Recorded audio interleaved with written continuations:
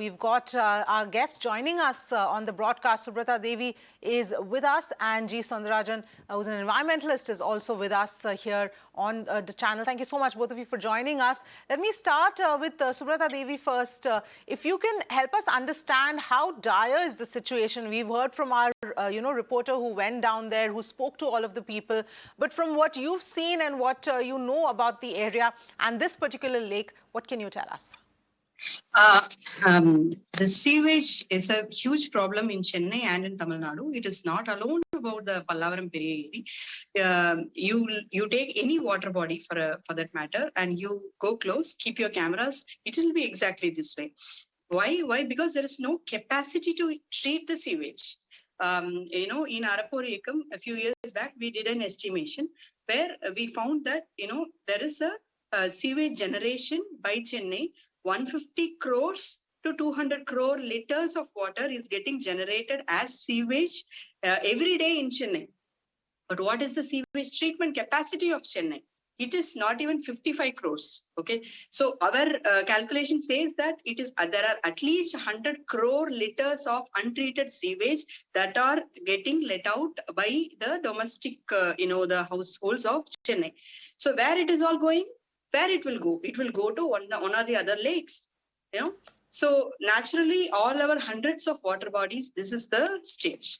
So without building the infrastructure of treatment plants and maintaining it efficiently every single day, it is not going to get solved. Absolutely. Mr. Sundarajan, if I can come to you here on this issue, what, is being done here? Obviously, whenever these kind of issues are attempted to get resolved, it's only a very surface kind of resolution that comes up. But obviously, much deeper resolution is required. Yeah. See, basically, we need to understand from the state of the water bodies could be understood from the state of the rivers of Chennai. You should go through the Kuvam or Adayar or the Kochalayar or the Araniyar.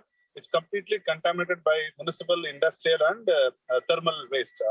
The Ennur Creek, which is supposed to be a flood barrier, or a seawater which stops seawater intrusion, it's completely contaminated with the toxic waste from the Ennur and the North Chennai thermal power plants.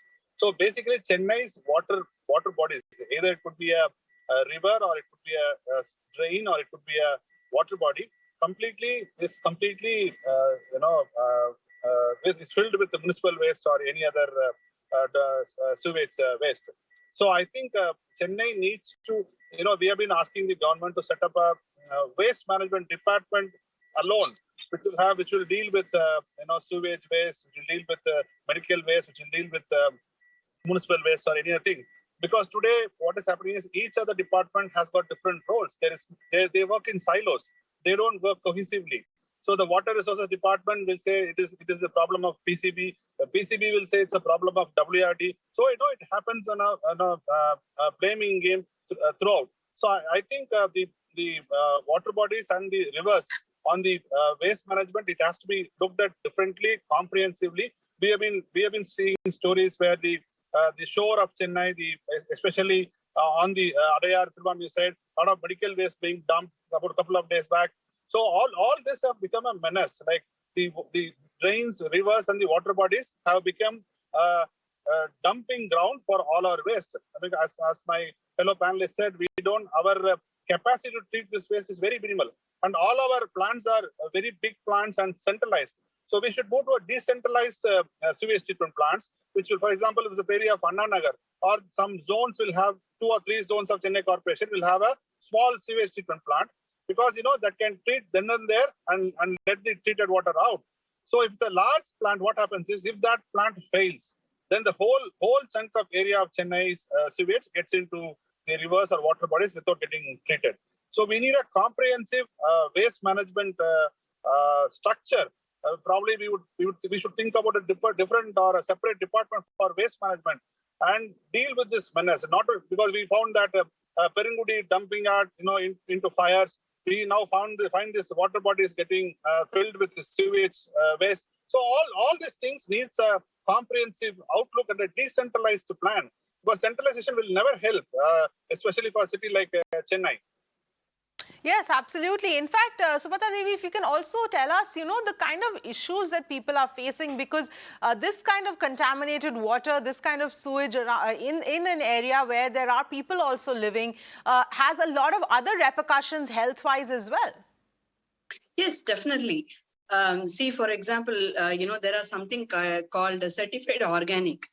So nowadays, what happens in India is all the organic certification tests are failing because all the water bodies are polluted. Once the water body is polluted, your soil is polluted, your air is polluted. Once all these are polluted, naturally, it's all imbibed by,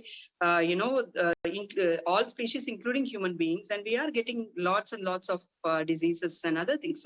If you take all the 400, more than 400 water bodies, there is no fish, because there is no DO, there is no dissolved oxygen in the water.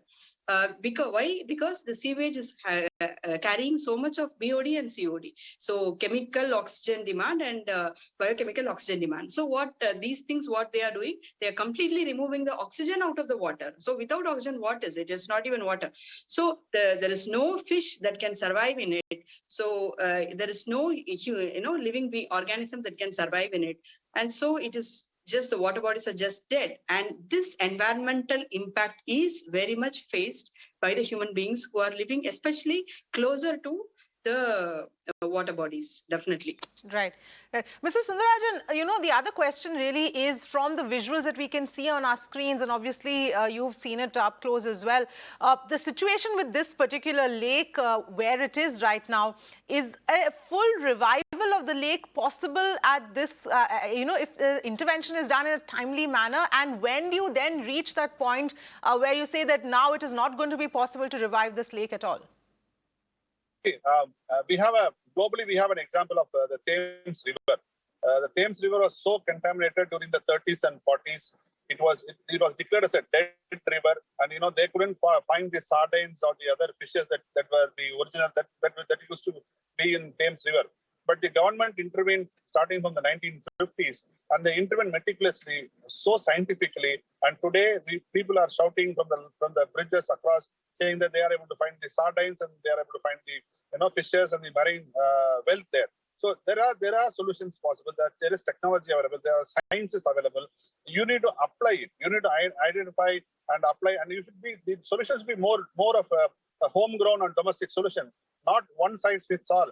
But definitely, all these issues can be resolved if the government has the will, the local body has the will, and the departments are able to take a cue out of global practices. We have seen across the different countries a revival of water bodies, revival of rivers, and many other things. Even now, after so much of awareness, high power committee which was formed by the NGP, which went into the quality of fish or prawn that are being harvested in the Ennur Creek, they found that heavy metals like arsenic, cadmium in prawns, in fishes, and the only place in probably the world that has got ash prawns is probably Ennur Creek.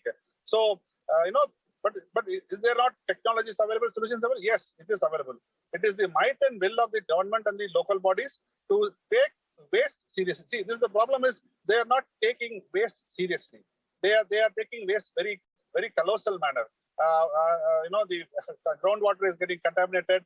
The fish that is being caught on this marine is completely contaminated, and people are getting many illness, diseases, morbidity, mortalities. So they have to understand and take the issue of waste very seriously. Absolutely. In fact, very important points raised by both of you. Thank you so much for joining us and putting all of this into perspective.